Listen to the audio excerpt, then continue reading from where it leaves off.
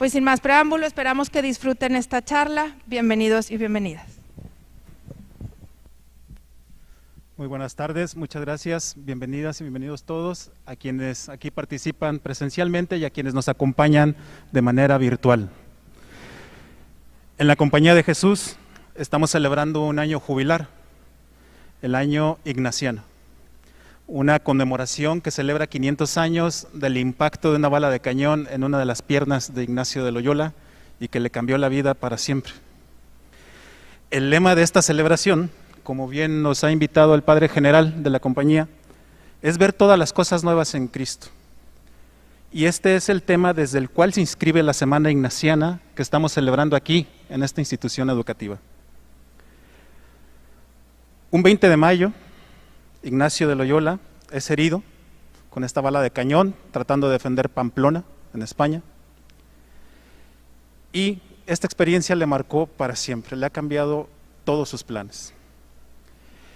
¿Por qué es importante celebrar este año ignaciano para nosotros?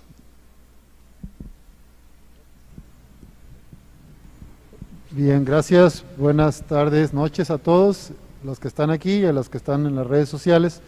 Pues para mí es muy importante celebrar este año ignaciano porque es una muestra de, primero, que la espiritualidad ignaciana no es solo para curas y monjas. De hecho, es eminentemente laical, y yo creo que es muy importante que la espiritualidad de la experiencia de Ignacio, que es cristocéntrica, sea conocida por más personas en el mundo. Cuando yo entré en la compañía, a los 29 años, yo no tenía ni idea de que existía este modo de seguir a Jesús. Entonces, una de las cosas que más me impactó es decir, ¿por qué yo nunca vi en mi parroquia? Estuve en escuela lasallista toda la vida, pero ¿por qué nunca en ningún nivel ni instancia eclesial me enteré del discernimiento espiritual, de los ejercicios ignacianos? Yo no sabía nada. Entonces para mí es como una gran oportunidad y por lo que yo quisiera celebrar y seguir compartiendo la experiencia de fe de San Ignacio, que también ha tocado mi propia vida y pues que aquí me tiene. Gracias. Este acontecimiento de Ignacio le cambia por completo la vida y le da un sentido profundo. Me parece que el hecho de celebrar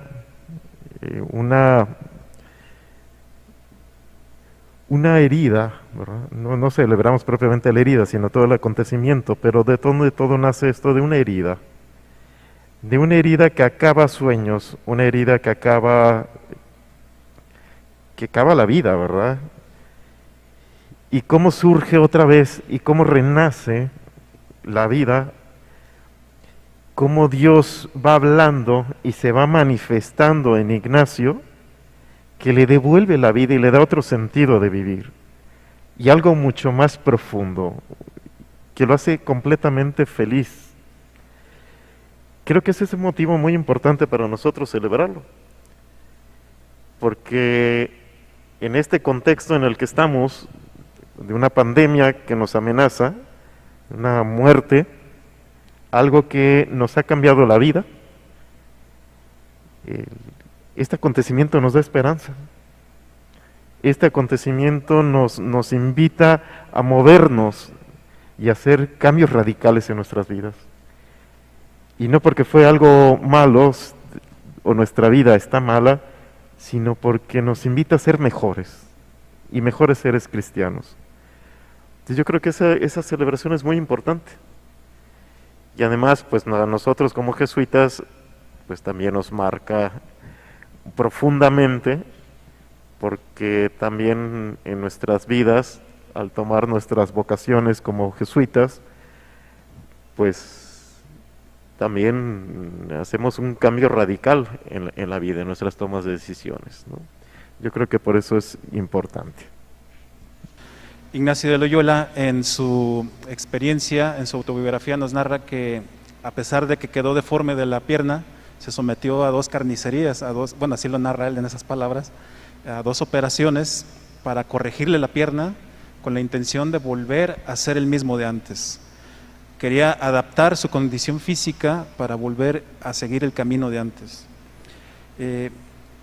Ante esta experiencia de Ignacio, que después se da cuenta que no va por ahí, que ya no puede regresar al camino de antes, ¿qué significa ante estas revelaciones y estas novedades que nos ha dejado la pandemia adaptarnos, y qué significa transformarnos teniendo presente esta experiencia de Ignacio?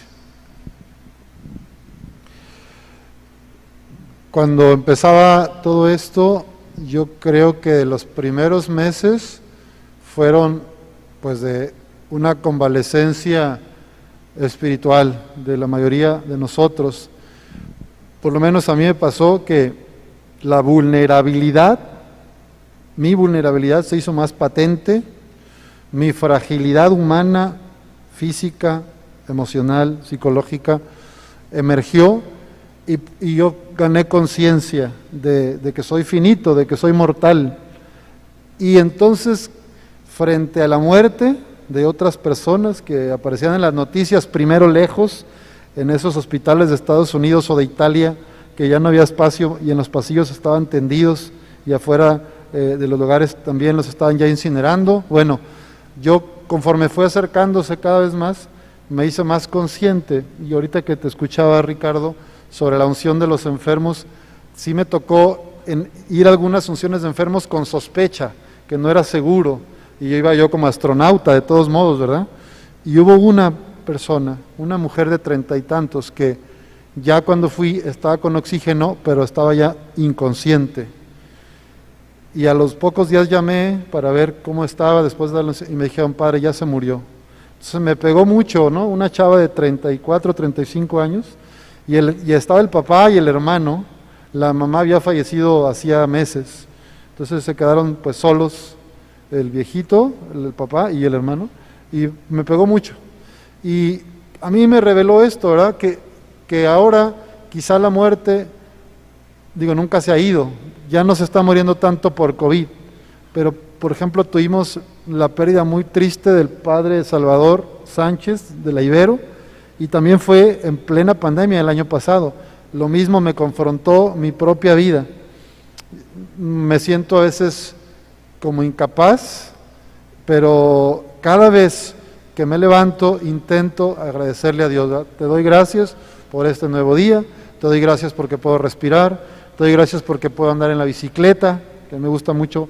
A veces salgo con los jóvenes de la parroquia a pasear en la noche, algún día a la semana.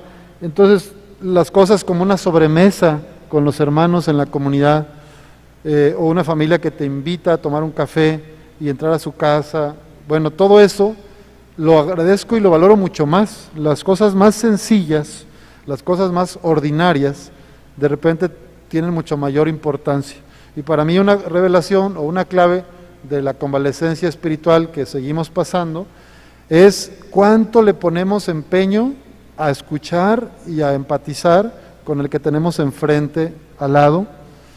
Y si no será que seguimos creo que adaptarse es seguir en la mente y siguiendo compitiendo, peleando, rivalizando, y me parece que transformarse o transformarme, como el título de esta reunión nos convoca, para mí transformarse tendría que ver con poder ser más que tener, poder compartir y dialogar más que imponer o estar por encima.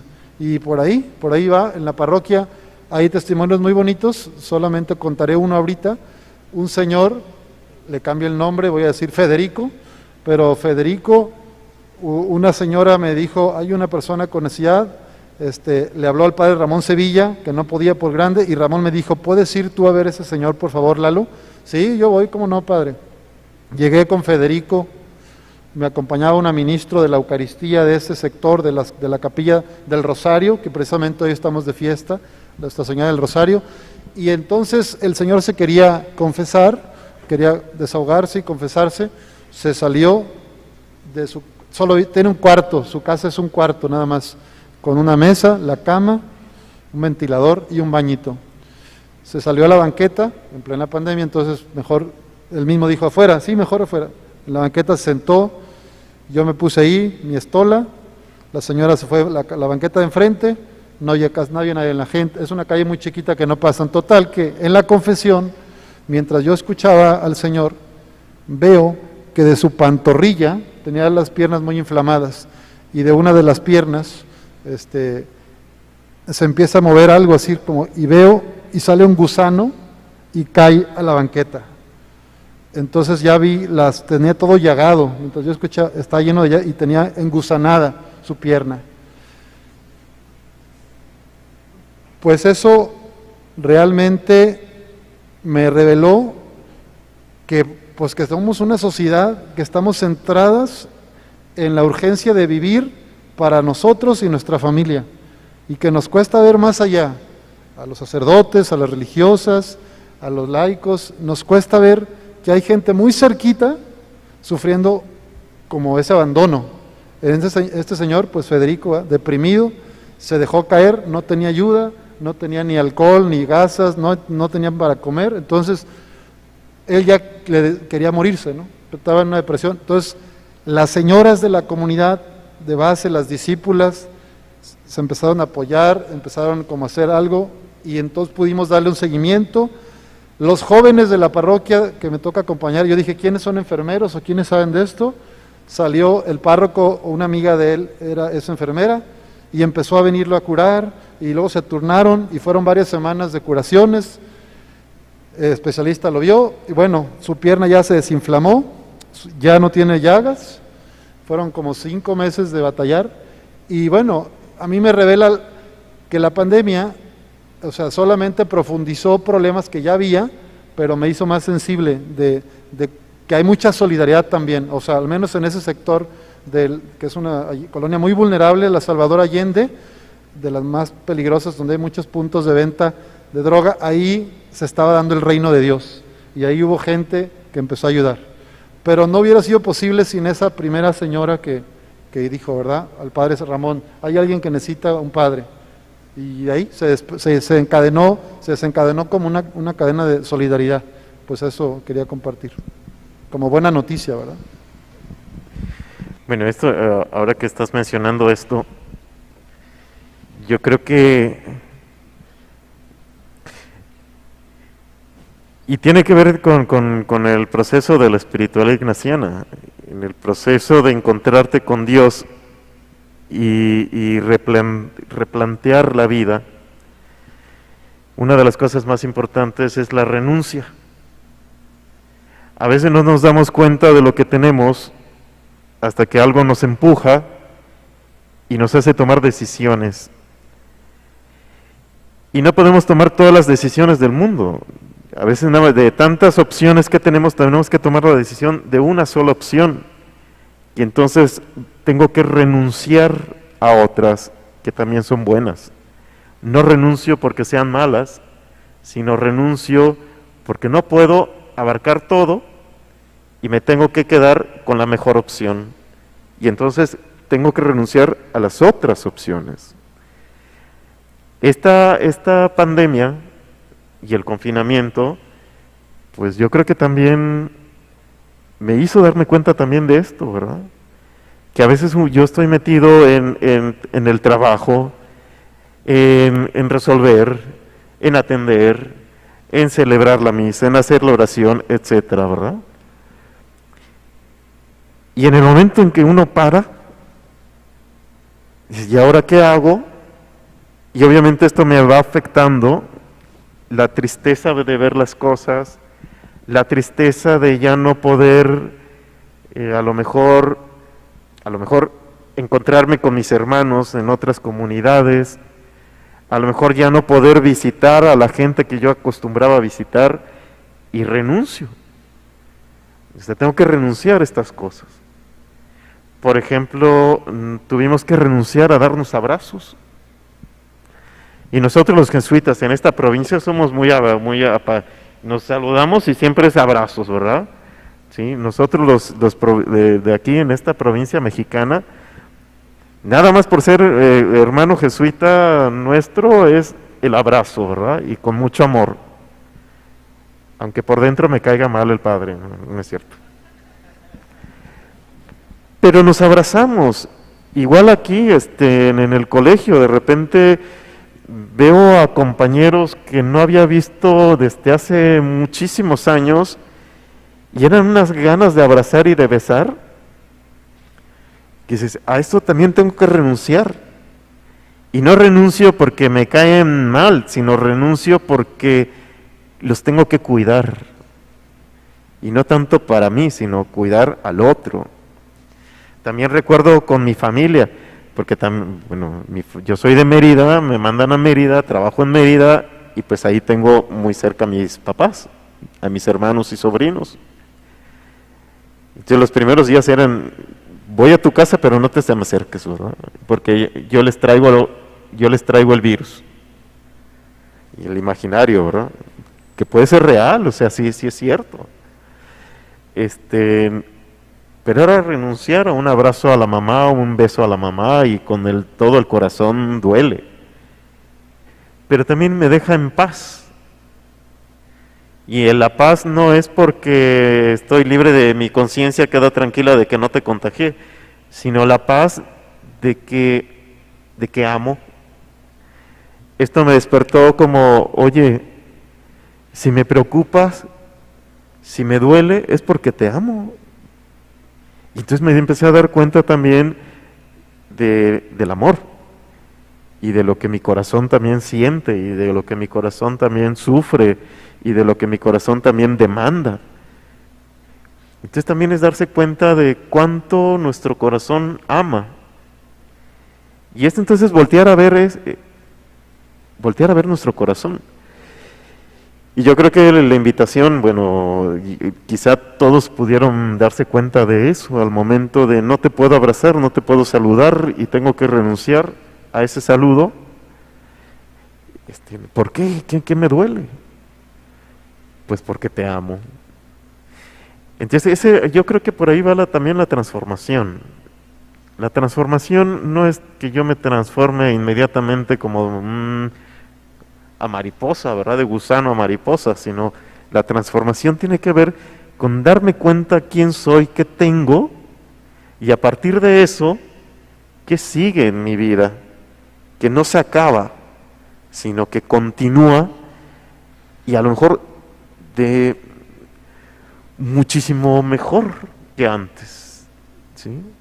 Nos damos cuenta también, o nos podemos dar cuenta de ciertos egoísmos que a lo mejor por mi vida cotidiana yo no me alcanzaba a ver, pero de repente este frenón de golpe nos hace reaccionar y nos da otras posibilidades, que esto es lo que podríamos decir de maravilloso que tiene la pandemia, o el confinamiento también.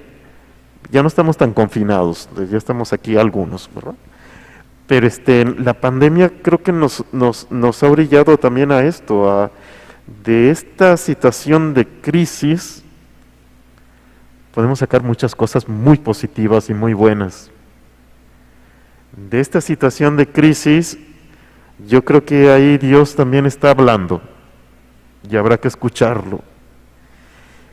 Y en esto que estamos celebrando, a un Ignacio en crisis, con una vida acabada, le transformó a una vida mucho mejor. Ese es el ejemplo que podemos tomar.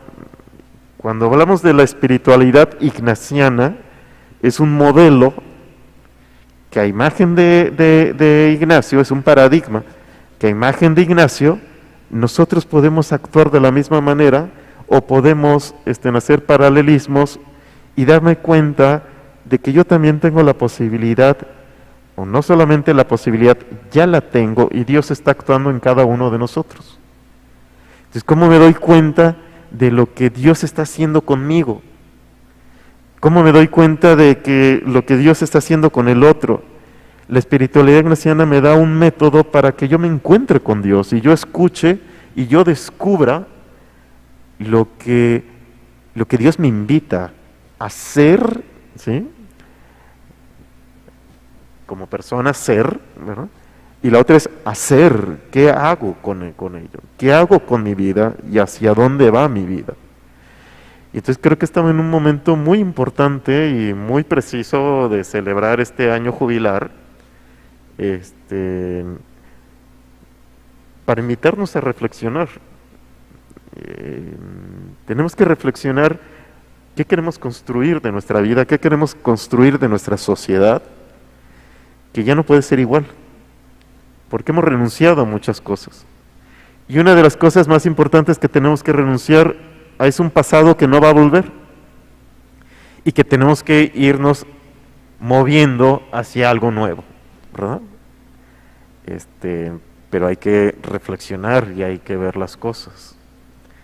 Entonces, yo creo que este momento del confinamiento y de la pandemia, pues por lo menos nos hizo movernos a pensar qué queremos hacer, ¿verdad? Una pregunta que podríamos meter en la reflexión es, entonces, ¿qué necesitamos para que podamos desarrollar esta espiritualidad en nuestras vidas? ¿Qué podemos hacer como en estos lugares para que esta espiritualidad vaya irrumpiendo, no disrumpiendo, pero irrumpiendo y vaya penetrando en nuestras vidas? ¿Qué podemos hacer desde la parroquia o aquí en el colegio? De las cosas que creo que ayudan mucho a tener una mística de ojos abiertos, de ver la realidad como Jesús la veía, porque eso es lo que estamos pidiendo este año, ¿verdad? Ver a todas las cosas en Cristo y ver todas las cosas como Jesús. La espiritualidad ignaciana nos invita a tener los mismos sentimientos de Cristo Jesús. Entonces el centro no es este peloncito San Ignacio, el centro es Cristo Jesús. Y esta espiritualidad, como bien decía Ricardo, es solamente un modelo, es un camino más, entre otros muchos que hay en la Iglesia Católica, pero no es ni el único ni el mejor, es uno más. Están los franciscanos, que acabamos de celebrar el 4 de octubre a Francisco, los carmelitas, los dominicos, los agustinos, etcétera. Y bueno, mujeres, cantidad también de fundadoras. Entonces yo diría, cosas que a mí me ayudan, que son de la tradición cristiana católica, son el tener un día, al menos una hora a la semana, para hacer como un alto. Tengo entendido que en los colegios de la compañía y aquí en la pared también, cada día hacen su pausa ignaciana, ¿verdad? Su examen del día o del mediodía. Yo siento que a veces no nos damos ese tiempo, y si tuviéramos al menos, ya no digamos diario, pero cada tercer día, un pequeño corte de caja de cómo me siento, cómo estoy, contactar con lo más hondo de mí, conectar con el Espíritu Santo, eso ayuda mucho, porque de otra manera la vida siempre nos va como nos hace sentir que andamos a las carreras. Trabajo siempre va a haber, responsabilidades siempre va a haber, cuentas por pagar siempre va a haber, problemas de los hijos siempre va a haber. Entonces, yo los invito, y me invito también a mí, a pesar de que parezca que el mundo se desmorona alrededor, tú date un tiempo cada día, prende tu velita, pon tu crucifijo o la estampa del Sagrado Corazón de Jesús o la Virgen María, lo que a ti te dé devoción, date un tiempo de encuentro personal con Jesús, con los corazones de Jesús y de María. Eso va a ser como muy importante para poder enfrentar mejor toda la realidad. Y también rodearnos de personas que también van por esos caminos, de no solamente sentir bonito, ¿verdad? Porque esa es como la tentación ahora con muchas escuelas orientales y corrientes de espiritualidad. Pues el mindfulness está bien, la relajación está bien, aprender a respirar está muy bien, pero a veces el riesgo es que me quedo en mí, me estoy contento, estoy satisfecho, me siento feliz, y todo este rollo de que la energía y no sé cuánto. Bueno, no olvidarnos de que Jesús, todo lo que el Padre le regalaba, en esperanza, en paciencia, en comprensión, era para darlo a los demás, no para quedárselo. Entonces yo creo que, de hecho, San Ignacio mismo, cuando tuvo una de las crisis más grandes en Manresa, que estuvo a punto de tirarse a un pozo y suicidarse, lo que lo sacó de su tristeza y depresión, de esa crisis, fue empezar a servir, empezar a dar en un albergue donde había peregrinos, enfermos, casas de indigentes, empezó a servir y ahí empezó a surgir. Entonces, pues yo recomiendo eso. Por un lado, tener más conexión con ti mismo, con tu corazón, con tu persona, contigo misma, con Dios, nuestro Señor, y tener una terminal o una concreción de servicio. Por supuesto que para ustedes, papás y mamás, profesores, pues su primera misión es la familia, sus hijos, pero no se queden en ese núcleo, ojalá vayan más allá y conozcan casos como el de Federico que les conté, y eso va a ser muy formativo para sus hijos, que tengan alguna acción de compasión, de ternura, de cuidado, y que no se queden en su ciclo. Yo creo que lo que ayuda es exponernos, salir de nuestra burbuja, salir a estas realidades, es lo que nos va a ayudar a ir dejando que la gracia de Dios nos transforme poco a poco, ¿verdad? Gracias. Yo estoy aprovechando lo que dice mi hermano, ¿verdad? Y a ver si logramos hacer aquí una discusión, y aquí nos agarramos como nos agarramos en el comedor cuando comemos y discutimos las cosas para ponernos de acuerdo a lo que sigue. Fíjate, lo que dice es importantísimo, la oración. Y la oración no es vamos a rezar para que no nos pase nada. Vamos a rezar para que el Señor cure a mi familiar que tiene COVID o que tiene cáncer o que ya perdió el empleo o que ya no tiene dinero. No solo eso. Cuando hablamos de oración, y cuando hablamos de oración los jesuitas, estamos hablando de una plática con Dios y una relación con Dios, y muy íntima. San Ignacio dice, hablar es conversar como con un amigo, como cuando un amigo platica con otro amigo, y esa es la oración. Entonces, yo lo voy a poner como ejemplo de lo que es el tema de o nos adaptamos o nos transformamos. Adaptarnos sería, vamos a hacer lo mismo, ¿sí? Sabemos que tenemos un Dios, sabemos que tenemos que ir a misa los domingos, ¿sí? Por favor vayan los domingos a la misa del Padre Lalo en San Judas, pero primero pasan aquí a Pereira y después se van a San Judas.